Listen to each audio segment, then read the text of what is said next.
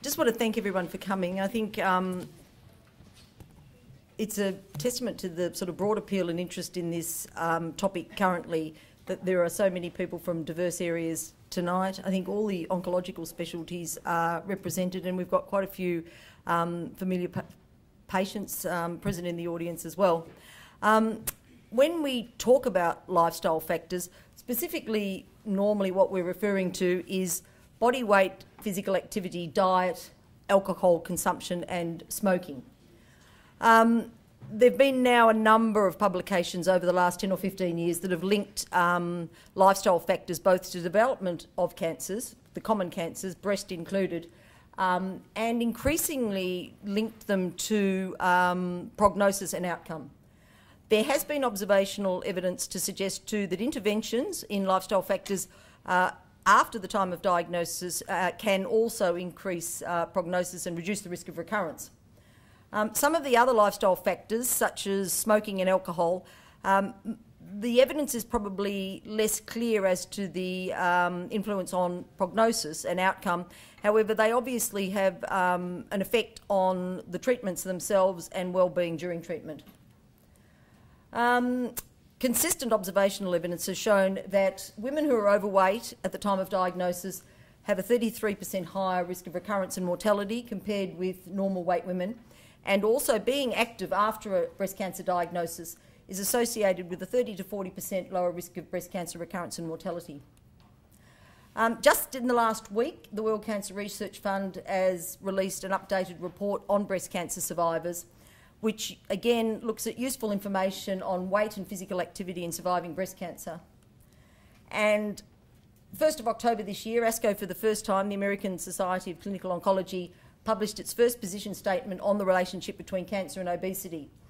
Their key statement was really stating that obesity is associated with worsened prognosis after cancer and negatively affects the delivery of systemic therapy, contributes to the morbidity of cancer treatment, and may raise the risk of second malignancies and comorbidities such as diabetes and cardiovascular disease. It didn't really pull any punches. It put the ball very firmly in the clinicians' court. Oncologists should develop basic skills in talking to cancer patients and survivors about calculating body mass index, assessing weight status, and the role of healthy eating and exercise on reducing fatigue, improving body image, and lowering the incidence of comorbidity. Bridie will talk further about this, but there is a lot of research in the behavioural science area about the time after a cancer diagnosis being referred to as a teachable moment to motivate individuals to adopt risk-reducing behaviours. This so-called teachable moment was first talked about in oncology publications in about 2005, and interestingly, this is the first paragraph of the editorial. How things change. One need only think about the remarkable public achievements of cyclist Lance Armstrong to understand that life after cancer can permit continued high levels of physical and psychological performance.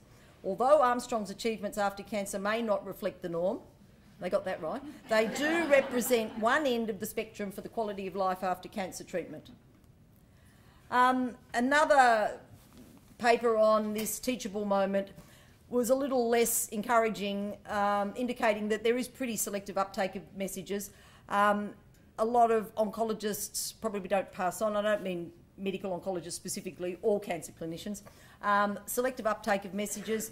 Only 25 to 42% of survivors consume adequate amounts of fruit and vegetables, and about 70% of breast cancer survivors are overweight or obese. This meta-analysis, which was published earlier this year, was really more of the same. Obesity is associated with a poorer overall and breast cancer-specific survival in both pre- and post-menopausal women, regardless of when the BMI is obtained, and supports the notion that obesity contributes to mortality. Again, they were pretty strong on cancer clinicians need to address this problem openly with their patients from the time of diagnosis and during all follow-up. One of the issues that we've struggled with is, I think, in the past, the timing of interventions. It's difficult to know at what point after the diagnosis, specifically of breast cancer, to bring it up. I think in the preventive setting it's fairly clear. The only thing being that you don't want to create too much of a culture of blame and turning it into a smoking lung cancer scenario with breast cancer. I mean, being overweight is only one of the very many potential risk factors for developing breast cancer. At the time of diagnosis, we have traditionally not generally brought up weight directly at the time of diagnosis. I guess we've been usually reluctant to, breaking a bad diagnosis and following it with, and by the way, you're very fat, and you need to do something about that, and then go on to the next subject. And so I think it is a difficult thing, but we do need to grapple with it, and I think it probably is something that does need to be addressed.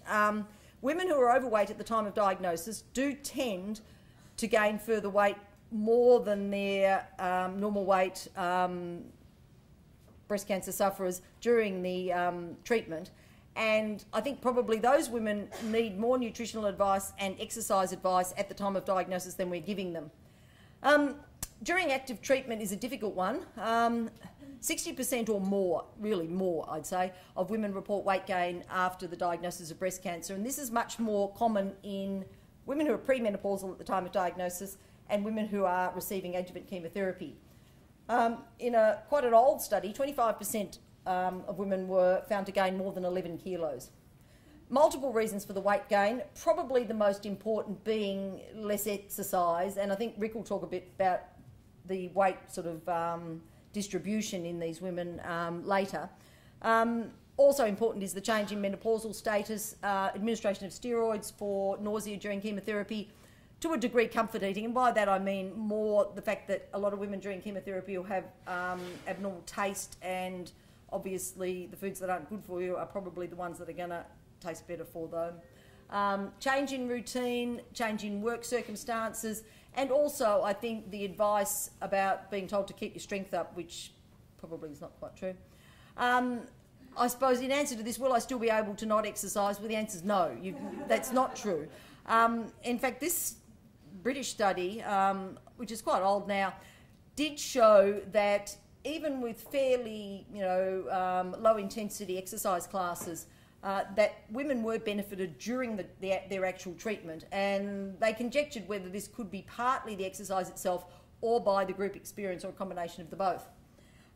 There is quite a bit of information from all the cancer charities, the Cancer Council particularly, on nutrition and living well after cancer and at the cancer diagnosis. And I think it is important that we probably speak more to patients, or somebody in the oncology care team speaks to patients about nutrition both at the time of diagnosis and during their active treatment. The other thing is, as women enter their kind of extended survival phase, while women are undergoing active treatment, they feel supported by the care team, and there is a certain amount of suggestion that they feel a bit abandoned at the end of treatment. And this trying to capture them while they're interested and take advantage of the teachable moment led to our breast care nurse Trish, who's here, and Catherine, who will speak to you later, from rehab, starting last year a breast cancer rehab program, a pilot of which was run last year, and the program's continuing. Now, this has got physical reconditioning and psychoeducation components, and I can see at least 3 or 4 in the audience who participated in that pilot program. What it involved, the pilot program, was two weekly 2-hour sessions, an hour of individualised exercise and an hour of supportive care. The topics included benefits of exercise, managing anxiety, strategies to empower breast cancer patients, etc. And patients through that also had access through a personalised assessment to personalised therapy. The 8-week pilot received very good, positive, supportive feedback, and further programs have followed since. Then I guess you're going on to the longer term follow-up, which is obviously sometimes less frequent, and we've struggled with how we can probably better offer this to patients. What we've started recently with the addition of Bridie O'Donnell, who will speak after me, to the team, is trying to focus a little less on looking for recurrence and more on healthy lifestyle attributes. Bridie is an ex-professional athlete, and so is better placed than any of us to speak to patients about that sort of thing. And what we're hoping is that once patients are maybe 1-2 years post-diagnosis, that we can continue that healthy living message through then. I think we should ask patients every time they come in, are you exercising, are you dieting? And probably, I think, thinking about things for this meeting, we probably should record patients' weight at every visit too, just to kind of indicate we're keeping an eye on it. And also indicate to patients that they need to specifically try and exercise. Incidental exercise doesn't count as exercise.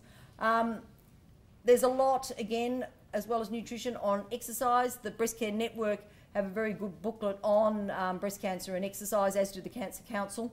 There's a free 8-week program of specifically designed exercise and support available to all breast cancer patients, no matter when they were diagnosed. And the Epworth Foundation are actually having a charity fundraiser trekking across Japan next year for anyone who feels so inclined. Just very quickly, I'll finish up then on the two other issues, smoking and alcohol, which are less directly related. Having said that, there is evidence to suggest that smoking at the time of diagnosis is associated with reduction of overall and breast cancer specific survival. Whether or not that's got to do with the successful treatment or not is not clear. Just briefly, I don't think Bronwyn's here, but I should not mention Bronwyn's efforts in this area. Bronwyn King, who's a radiation oncologist here, has been instrumental in lobbying all the superannuation groups about divesting themselves of smoking. And she was recently named as one of the 100 most influential women in Australia in the Westpac and Australian Financial Review. And Bronwyn is still going through doing that work going on. Alcohol, there is evidence that alcohol consumption does not only increase the risk of developing breast cancer, but may be a factor in increasing recurrence. The evidence is not terribly strong. I think, again, in encouraging women not to drink, it's a bit like smoking and wrinkles. Appeal to their vanity and you may get somewhere there. In Lance's words, life after cancer is all about living. And I think in terms of getting back to the first question, what fits your busy schedule, exercising an hour a day or being dead 24 hours a day, we have to get tougher on it and just do it. Thank you.